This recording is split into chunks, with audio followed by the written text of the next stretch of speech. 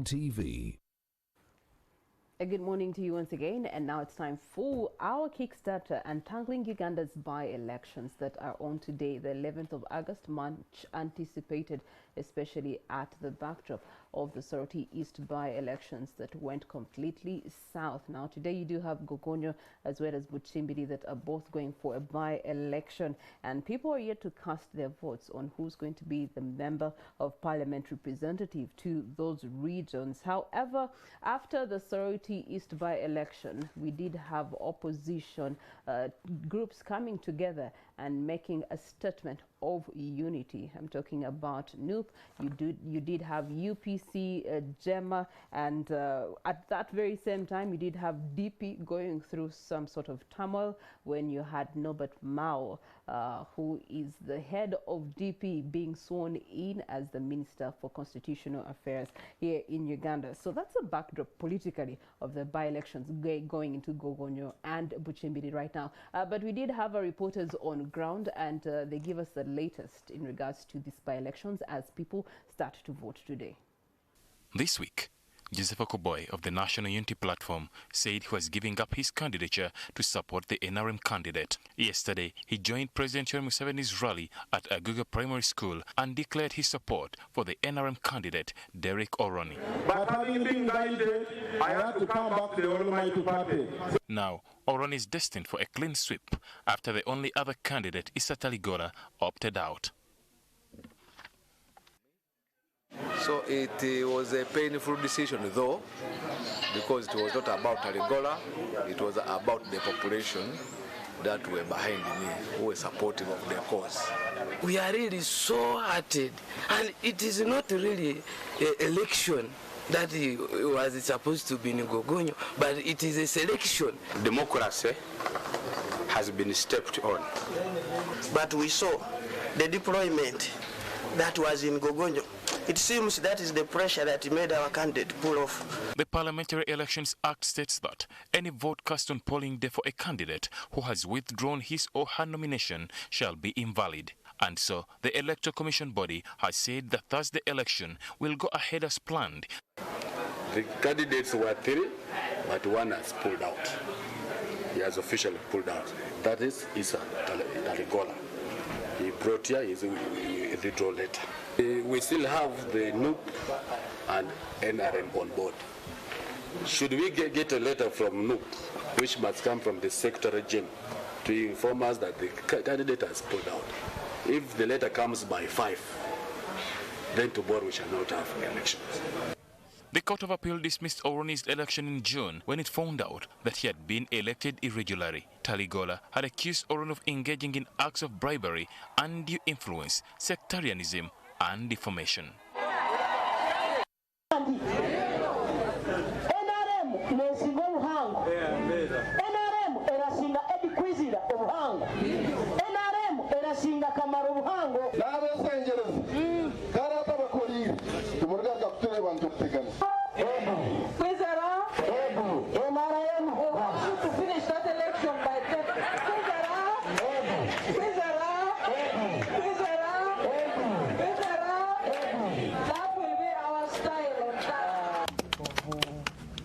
This region, this younger man is now okay.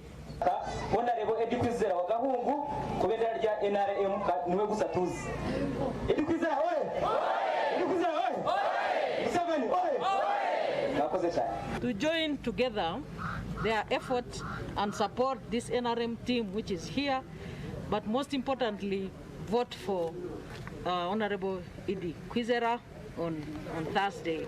This time the spirit in NRM is on voluntary basis. Where you see there is a campaign, you find members of the party rallying around and coming to support a particular candidate. We were in Omoro, people came. We were in Soroti, everybody came to support our candidate in Soroti. We were in, we are now in Kasese. There are other members who are in Kasese already nominated. All right, well, that is where we stand right now. We do have Joel Ssenyonyi, who's the Member of Parliament for Nakawa West, joining us, as well as from the party of the National Unity Platform and as a spokesperson in that regard. Joel Ssenyonyi, you're most welcome to Morning at NTV, and how are you? Thank you. I'm well. How are you? I'm very fantastic.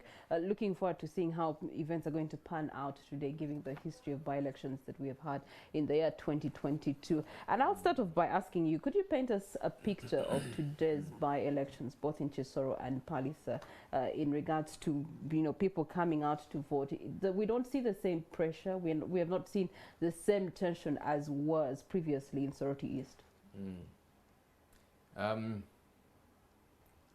In Palisa, we did send out our teams to join our candidate, and for about 2 days at the time, they could not get hold of him. And then a short while after that, we saw a statement that was released by somebody who called himself the Emorimo. That's the cultural leader of the Itesot. You know, I don't know if it is true he is or he's a fraudster. You know, Kampala has so many bayai. And Uganda generally, you know, so I don't know if he's a fraudster or he's the real Emorimo, saying, I have engaged the NUP candidate and he has pulled out of the race for the NRM candidate. Now, if it is true that he's the cultural leader of the Itesot, it's preposterous, because our laws are very clear. Cultural leaders are not meant to engage in political activity. But because he was doing it for the NRM, it's okay. But if he had done that in favor of the NUP, that man would be in jail by now. You know, so anyway, that's the hypocrisy of our country, sadly. So yes, eventually we did see that the person that was our candidate says he pulled out of the race. It's not very surprising. And look, Ugandans need to brace themselves for many such jokers.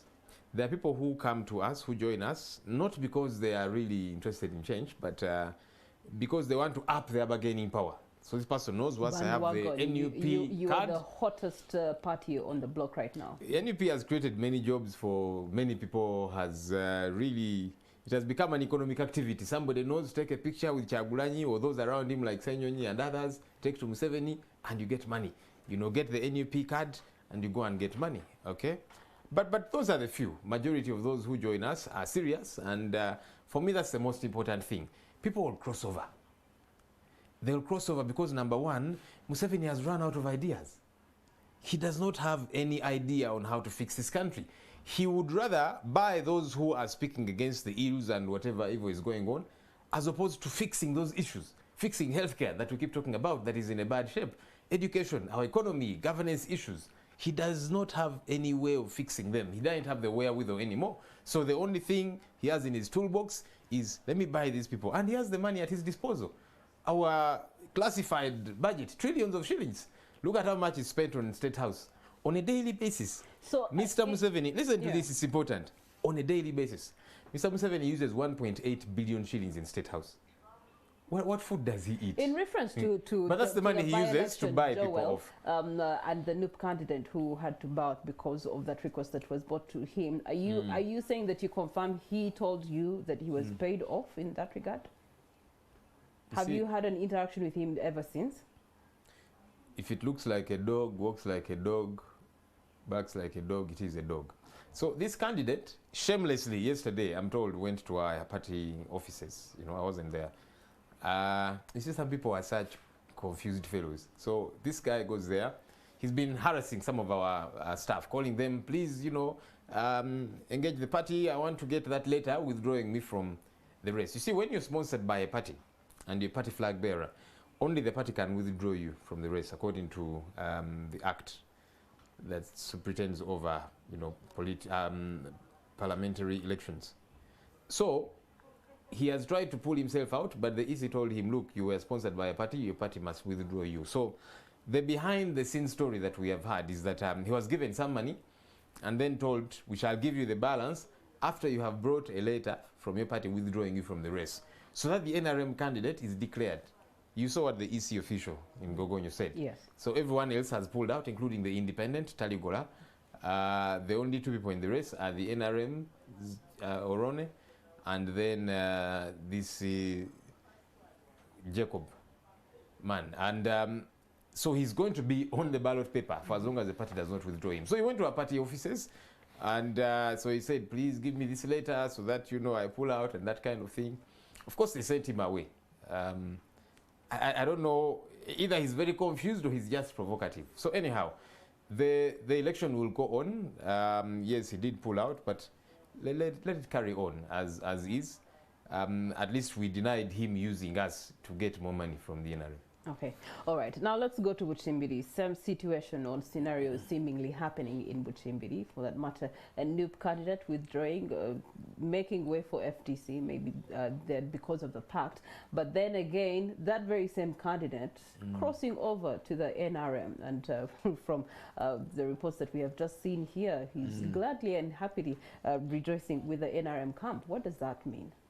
In Buchimbiri, it's a little different. We have continuously had engagements with the other forces of change, and so where we can, we pull out of the race for them. Where they can, they do the same. So we did so in Buchimbiri. We engaged our candidate, and he saw sense in what we were telling him. Even wrote and signed a concession letter before myself, saying, look, I realize the need for forces of change to unite and all of that, so I'll pull out for the bigger cause. Signed, and we then sent the withdrawal letter to the Electoral Commission. Days after that, we then saw him with the NRM. For him, of course, we had already pulled him out of the race. But you see, many of our people are poor.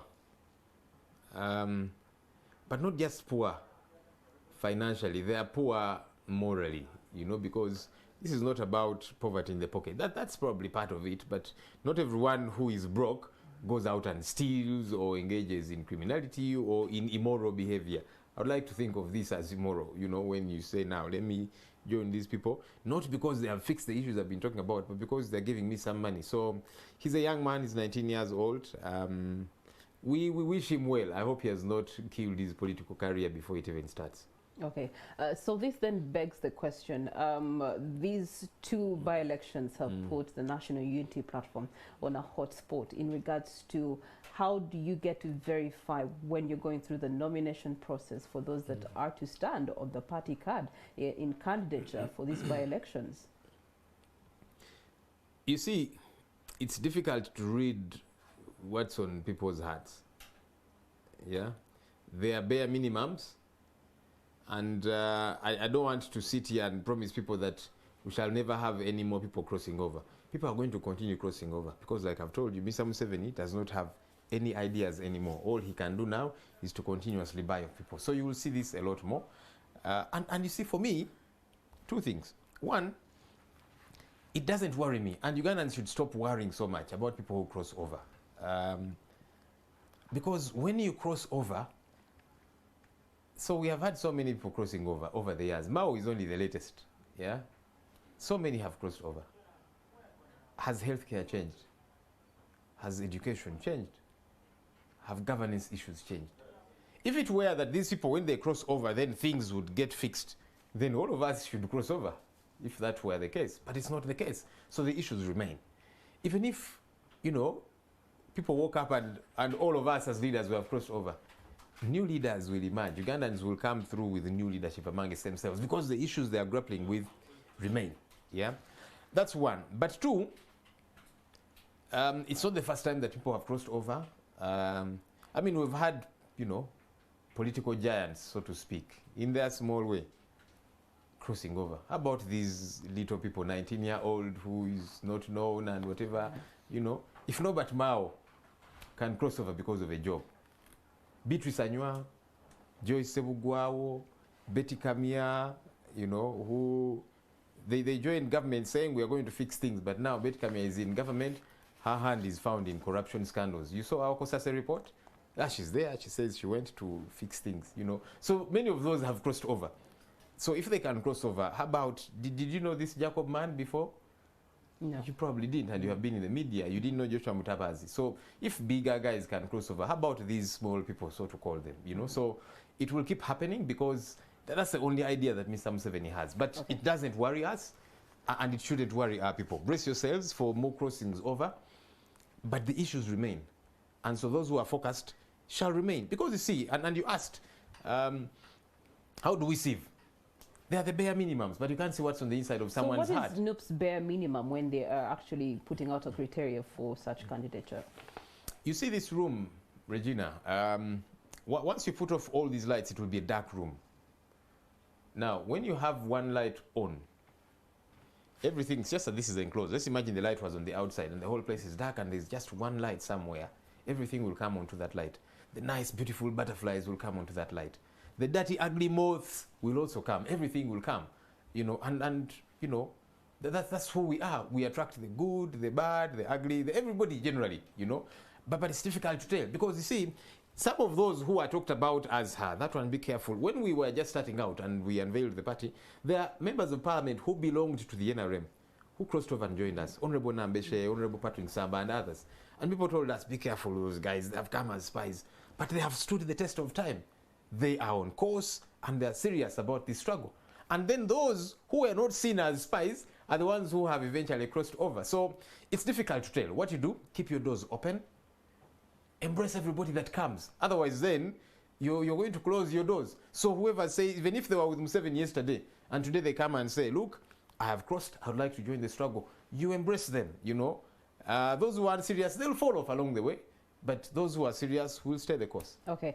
Joel, this comes at the backdrop of a memorandum of understanding for unity that was, you know, a statement that was shared among 4 political parties, FDC, National Unity Platform, JEMA, as well as UPC. You all came together and made a statement of peace and unity towards the next by-elections. And you say that you'd have each other's backings in the by-elections to come. And so how has that statement of unity actually played out both in Buchimbiri and in Gogonyo as we go into the elections today? Firstly, it was not a memorandum of understanding. It was a joint statement about the violations that have been happening in the by-elections. Hopefully it can eventually go to so many other things. People have called it an MOU because of what Mao just signed with Mr. Museveni recently, but this was not an MOU. We hope that our getting together, our engagements can eventually lead to bigger things. We will see. But for now, what it was a joint communication talking about the violations, the brutality, the arrest of our people, and the ills that are going on. But for us to say we'll keep watching each other's back, we'll keep looking out for one another, because there's 2 sides in this our country. There's the side of the oppressor and the side of the oppressed. You can't be in between. You are on either side. So we said, look, we are on the side of the oppressed. We can't now be fighting against each other. It gives leeway to now the oppressor to do whatever they want. So as much as we can, let's hold fort together. Where we can, you know, we withdraw candidates for one another, and that has happened. Where it doesn't happen, it is well, like in Kasese. You know, we were not able to get to harmony of having one candidate, but we said it's okay. Both of us can have candidates, but since we are operating in unison, in a sense, as forces of change, let's not fight on ground against each other, politically or otherwise. Let the political fights be with the NRM. Let's look out for one another's back. You know, if they arrest your agents, mine shall be available to hold fort. And that's good as well, you know. So where we can have joint people, it's a good thing. For example, we pulled out of Soroti for them. For the FDC, we supported Atan Moses. I believe he won overwhelmingly, but you saw what did happen. They pulled out their candidate for us in Palisa. Sadly, of course, ours has eventually crossed over. I know some folks in the FDC might be disappointed about that, but let's brace ourselves for more of these. When we were for more of the crossovers, the unity, yes, you know, but for people crossing over, it's not the first time it has happened. It's been happening, you know, and they shouldn't lose heart, because this person sold out as himself. You know, he did not do it on behalf of NUP. When we were going into the 2021 elections, we used to have engagements with our colleagues, Dr. Besigye and all the others. Some of these meetings happened in the home of Ochitiwa Joyce Sevugwa's home, you know, and shortly after the election, she crossed over to Mr. Museveni. What became clear is that she's the one who was actually leaking all our discussions to Mr. Museveni. Did we get disappointed in the FDC? No, even though this was, you know, their vice chairperson. At some point, she was acting president when Mugisha Muntu and Poa were in the election. She was acting president, you know, so we trusted her, but she crossed over. We did not get angry with FDC because she did not sell out as FDC. She didn't, you know, do it on behalf of the party. She did it on her own volition. So people will cross over, but those that remain do remain, and we keep soldiering on. Okay. All right. Speaking of crossing over, let's cross over to Kenya, where we continue to follow up on the tallying of the presidential race that is very tight between Raila Odinga as well as William Ruto. But we did, of course, have observers that are from Uganda on ground there, and we want to look at some of their observations with the Kenyan election compared to our 2021 general election.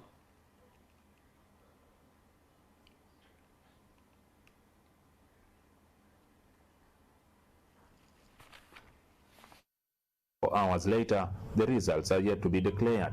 The body responsible for organizing the elections, the Independent Electoral and Boundaries Commission, IEBC, had by Wednesday afternoon received 97% of the electronically transmitted copies of Form 34As, the equivalent of declaration forms. The results in the transmitted copies of Form 34A have to be verified with those of the original 34As from the polling stations. Legally, IEBC has up to 7 days to declare the results, meaning the tallying could go on until next week. Electoral observers are concerned about the lengthy period for declaration of the presidential election results. I have seen here since the counting started yesterday, they are not even halfway.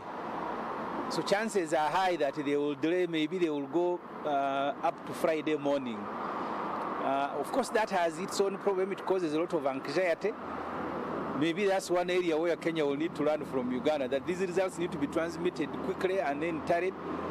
But I see a lot of cautious on the side of the Electoral Commission. They are fearing to make any mistake. But the National Unity Platform Secretary General David Rubongoya, who is in Kenya to observe the general election, says the duration before the results are declared is okay. I hope they will definitely release the results before that time, but it is important that they also have chance to verify these particular results forms.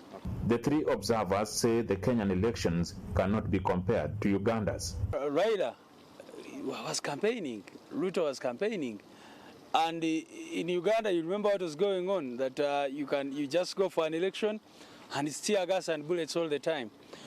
In Uganda, look at the nature of our 2021 campaigns: kidnaps, extrajudicial killings of people supporting opposition candidates. You have torture. You have candidates campaigning in bulletproofs. Voter turnout based on the electronic voter verification system indicates the numbers were low, with 14 million people taking part in the exercise out of the 22 million registered voters. These numbers could shift slightly given the additional ones of those who use the manual voters register. That I have been hearing from the population is that the choices available were very limited. There are people who wanted an outsider, but if you are choosing between Raila and Ruto, you are choosing about the same set. The lowest turnout was in the Mount Kenya region, which ironically has the second highest number of registered voters. Our observations indicate that there was nothing at stake to lose for them, because the two running mates were from the region and they were not competing for the big seat. So whichever candidate wins, they will have their person there. What cannot be neglected about the voter apathy is the 2007 post-election violence, which is still fresh in the minds of many, the reason the streets of Nairobi remain largely deserted, even if today was not a public holiday. Jackson Onyango, reporting for NTV in Well, thank you so much, Jackson Onyango, who's going to be giving us updates as and when they come in until the IEBC actually declares the president of Kenya elect. Now, let's look at Kenya. Let's date it back to 2007, Joel. The dispute that actually happened from the election results in 2007 led to lots of violence in the weeks that followed thereafter. An estimation of about 1,200 people that actually lost their lives because of that post-election violence. You did have about 600,000 people displaced from their homes because of that. And that particular incident seems to have marred Kenyan by-elections ever since then. But perhaps we can say that this 2022 election can clear the mar that was created by that violence? Firstly, I want to congratulate Kenyans. They have proved that they can be different over time. They've had challenges in the past, but here they are holding an election every candidate is able to go out there and connect with the people. People are not being tear gassed, people are not being beaten up, people are not being killed, people are not being arrested, you know. None of the candidates is under house arrest. That's what was happening here in Uganda. Our election was like a war. It was a battlefield. You know, wherever you go, tear gas, beatings. There's many of these excited fellows called RDCs. You know, they would, as we were approaching some districts, where we were on schedule to be, and RDC says, for me, Bobby Wine will not enter my district. I don't know what's in the heads of some of these chaps. Maybe they get excited because now they're an RDC, they are given a DMC, a double cabin car there, which they drive. So they imagine they are very important. And then they have an LD who guards them as a bodyguard. So they think they're very important. For me, Bobby Wine shall not enter my district. You didn't see that nonsense in Kenya, you know. So they have grown over time. We must be able to get to that place. Really, really. The bare minimums, yeah. The election is a very close one to call. I am surprised myself. I had imagined that it would be a bit different. Yeah, but that's democracy, especially once, you know, it's a smooth process. You know, people go out there, express themselves freely. There's also something they've advanced about, that Kenyans who are not within the country, who are abroad, can go to their embassies and vote. That has happened in 12 countries, including Uganda. I hope Uganda can really get to that place one day. What's wrong with us? Really, well, really. Let's look at the voter turn-up. They do say that they registered a lower voter turn-up this time around. I guess, again, stemming from the history of election that has been for the last 2 elections in Kenya. In comparison to us here in Uganda, where you even had a higher voter turn-up this time round in 2021. Are people losing faith in elections? Was that an indication that people had lost faith in the elections for Kenya? It can be one of many different things. People increasingly get apathetic. They keep thinking, does my vote count? You know, they saw what happened in 2007. They saw what happened in 2013. They saw what happened in 2017. The Supreme Court of Kenya annulled the election in Kenya. Here in Uganda, it's not conceivable that these judges who are appointed by Mr. Museveni can nullify an election. It's not possible at all, you know, but Kenya did it. And so there are those who think, this thing here, let's get out of the way with it. Maybe my vote doesn't count, or whatever the case might be. But then there are others who were thinking, maybe we want somebody new, and they don't quite see that, you know. Ruto has been deputy president, he's been part of government for a long time.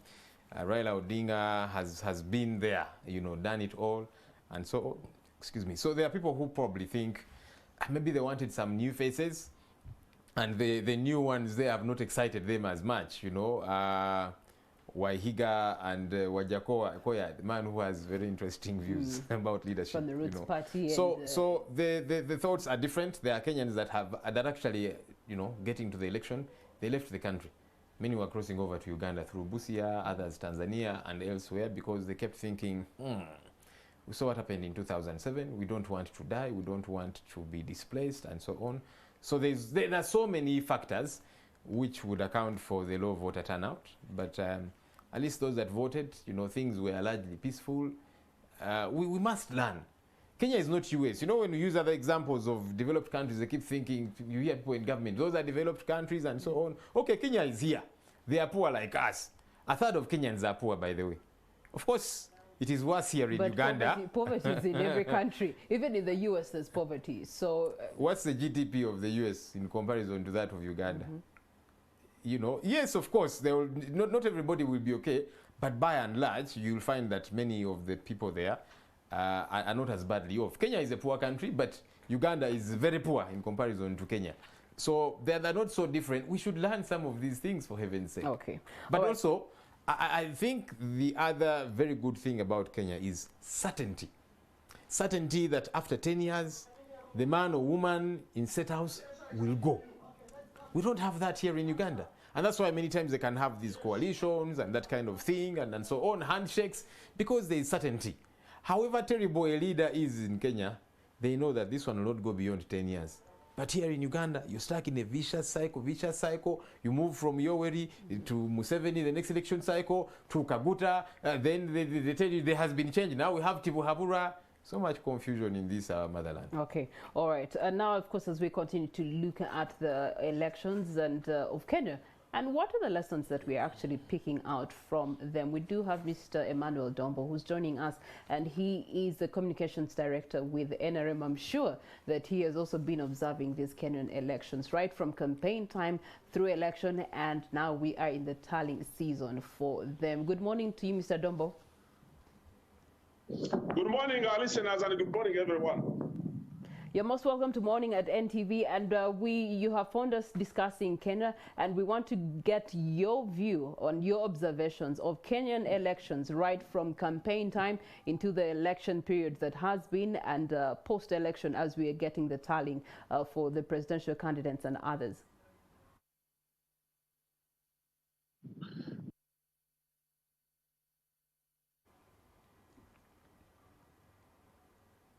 Mr. Dombo, can you get us? Okay, all right. Technical issues, but our technical team is working on correcting that. Let's look at something else. Somebody chooses for an election office. Yes, I can hear you. Can you hear me? Yes, please, we can. Yes, elections start with somebody making a decision that is going to run an office. And it also requires the level of human maturity in order to demonstrate that you must be a leader. There are people who are running to become presidents of Uganda who can't even be LC1s. In Uganda, when we went for the previous elections, what some of the candidates did was to call a press conference and put police at notice by telling them they are not going to observe the election laws. And therefore, even right from the beginning, the police had to prepare tools to prevent them from doing that. You see, when people aspire to become leaders, there is some standard of maturity that must be demonstrated. The first one is that you must obey by the law. But if you want to become a leader, and the first press conference you hold is to tell the people of Uganda that you are not going to abide by the law, then you are not fit to be a leader. Because you know, Honorable Joel knows that for them in the parliament, they vote money and give the security institutions various tools, including tear gas,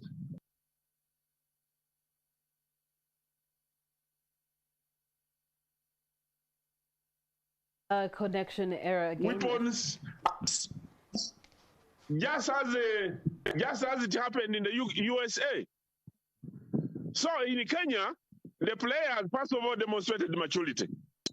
The second one is that in Kenya, the civic education was higher.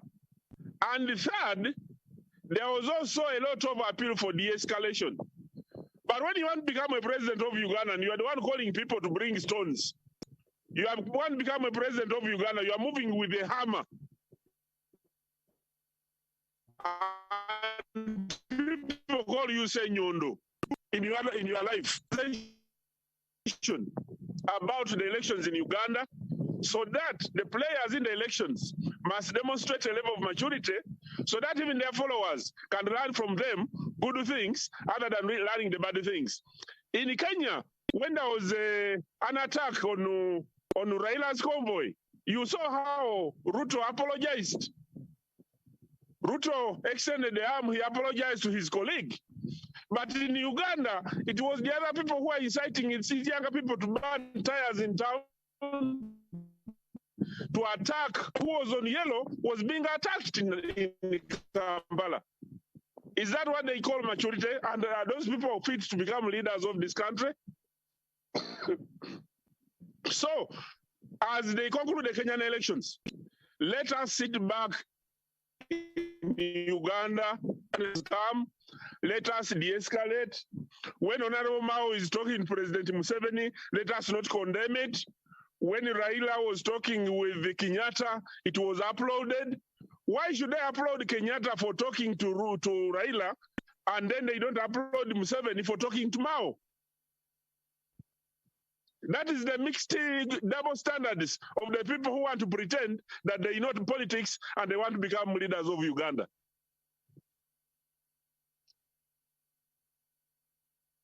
So much, Mr. Dombo. Let's start with that question. Why is there an upload when you do have, Kenya forming some sort of coalition between opposition leaders, and we don't seem to be embracing that here in Uganda, Joel? Okay, firstly, Honorable Dombo said many things and then he mixed up issues and confused himself. I'm hoping he did not confuse the viewers because they are smarter than that. So he said that, you see, the people who want to run for president and they can't even be LC1 chairperson. Who determines that? That Dombo Emmanuel, when he was running for MP many years ago, as in the media, his opponent said, you were not even a class monitor. How do you want to run for MP? But people thought he was the best of them. They voted for him. Okay, of course, eventually in 2016, they said, we have had enough of you, pack your bags and go. The voters did not vote for him, but they gave him a chance. When Mr. Museveni was trying to be president of this country, Obote used to call him a bandit, a thief, a thug. And maybe he was not wrong, because these guys, even the guns they used to go to the bush, they stole them from Kabamba barracks. Remember, they attacked and they stole. They used all the food they used to eat, they would steal.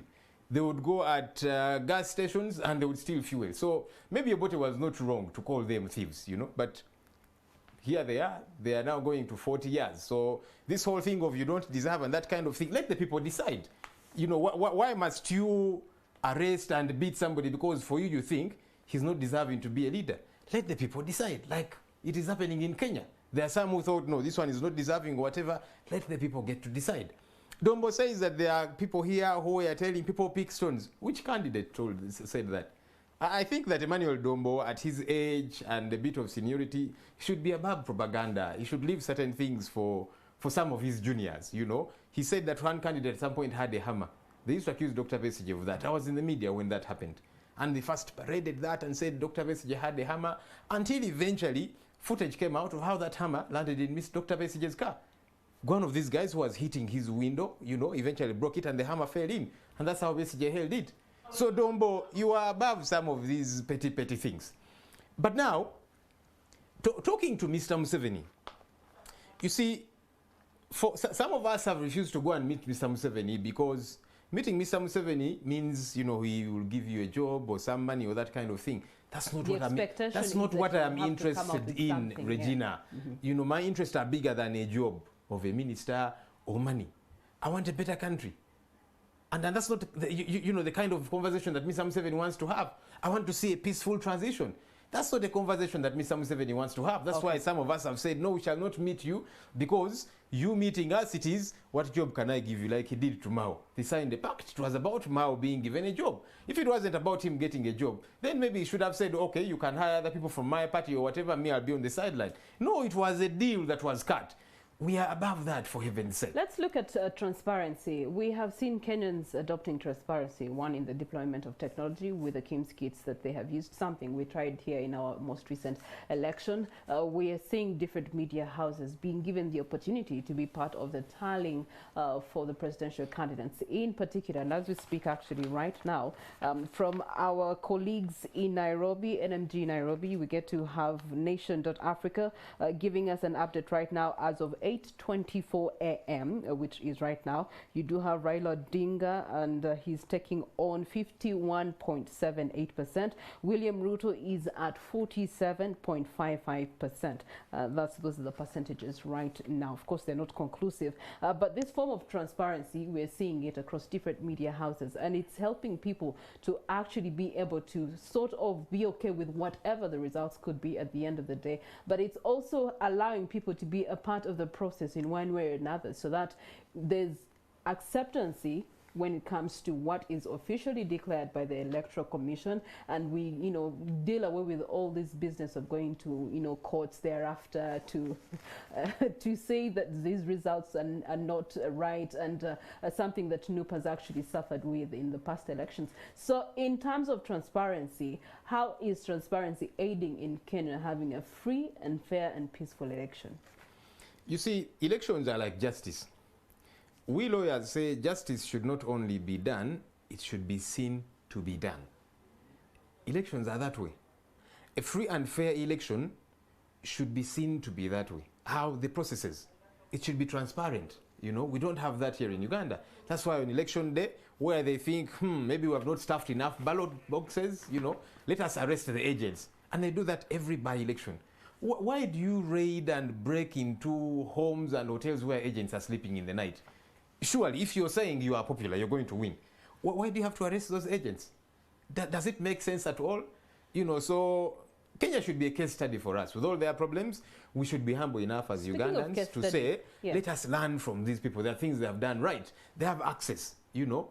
And that's why by there you see that several media houses have different tallies. This one is ahead in, you know, according to this media house, in another, you know, because there is a pool where results are. So each one picks out whatever they pick out, and then they tally based on what they have picked out, you know. And it's allowable. Yes, they're not allowed to declare who the winner is, but they're allowed to tally. Here in Uganda, I was here at NTV, you know, and I saw what we went through with the elections. Uganda Communications Commission officials would come there with police. You cannot do this, you cannot host so and so. What kind of nonsense is that? So we need to learn from Kenya. So speaking of learning, as opposition, what are the lessons that you have actually picked out of the Kenyan election so far? I have said most of it. I don't know whether we shall learn though. I don't know, because it gets back to leadership. Everything rises and falls on leadership, you know. We have people who are still in jail today. Political prisoners, yeah. You know, so I saw the other day the court martial convicted people for wearing red berets. But you see, the hypocrisy in this country stinks. So as those ones are being convicted, Mr. Museveni is meeting people who are wearing red berets and having press conferences with them. What kind of rubbish is this? So you're saying the other ones, they were wearing red berets? It is treason. Let's convict them. But Mr. Museveni is meeting, you know, we saw what happened in Soroti. A CEO and others of our people who crossed over. They were seated with Mr. Museveni wearing red berets. But you see, criminality, you know, to the NRM it is okay. But if it is elsewhere, no, it is a bad thing. Let's stop this hypocrisy. It stinks. It plunges our country, you know. So you ask, are we going to learn? I don't know. There are so many lessons for us to learn. I hope that we can be humble enough to learn and begin with the bare minimums, the bare minimums. Let every candidate go out there and campaign, you know. If you say you're popular, okay, then let us go. The people will reject us. But there's many districts that we were not able to go to with our candidate, Honorable Kyagulanyi. So many of them, because of these, you know, excited fellows called RDC. For me, Kyagulanyi can't enter my district, you know, because in their head, they've been puffed up so much, they imagine they're very important. Can we learn some of these bare minimums? If you say you're a mass party, you have across the country support and so on, let us go and meet the people. If they support you, they will reject us, but they will not allow that. Agents are arrested, people are brutalized, people are killed, and there's no justice at the end of the day. It is sad. All right. Well, at the end of the day, it is what it is. We have a lot of lessons to actually pick out from Kenya. And in regards to 2026, what do you hope to see being adopted? One, by Electoral Commission, by the judiciary, of course, by all other leaders thereof that negate the process of elections come 2026. You see, many people often ask me about 2026, and I say the issues that Ugandans are grappling with, they're grappling with them now. They're not waiting for 2026, you know, for healthcare to be bad. It is bad now. Education is bad now. Children are studying under trees. You journalists travel. You see UPE schools, people are studying under trees, you know, go to hospitals. Women are giving birth on the floor. It is happening now. It is not waiting for 2026. And all the other governance issues that we have in our country, you know, so hopefully Ugandans can wake up and say enough is enough. I hope that time comes, you know, hopefully sooner than 2026, because the issues are biting now. Okay. And you see, it is possible for us to say enough is enough. Kenya that we're talking about did it in 2002. Daniel Toroitich Arap Moi roughshod over that country for about 24 years. Kenyans woke up and said, you know what? Enough is enough. This is beyond politics. So politicians rose up, business people, religious leaders, cultural leaders, wananchi, everybody in that country said enough is enough. And they toppled Arap Moi away with him. And guess who came in? It was the opposition coalition leader at the time, Mwai Kibaki. So it is possible once we all speak with one voice, once we say enough is enough. Maybe Ugandans are not tired yet But that time of getting tired will come. The way things are biting, the economy and so on. The opportunity that Ugandans have is that they have between now and 2026 to actually assess and check themselves if they're tired or not, to then make a better decision come 2026, according to the assessments that they would have made of these 5 years of the political climate right now. But it is what it is. We can only hope that when our turn comes, we can be able to adopt some of these things as they become realities. We can actually have a free, fair and peaceful election. Kenya has showed us the way. Given all the history that they have done something different, and we hope that the rest of Africa, not just Uganda, but the rest of Africa, can actually borrow a leaf into the elections that are coming up in different African countries. Away from that, we're going to be looking at marine insurance and actually how important it is for business in Uganda. We do return shortly.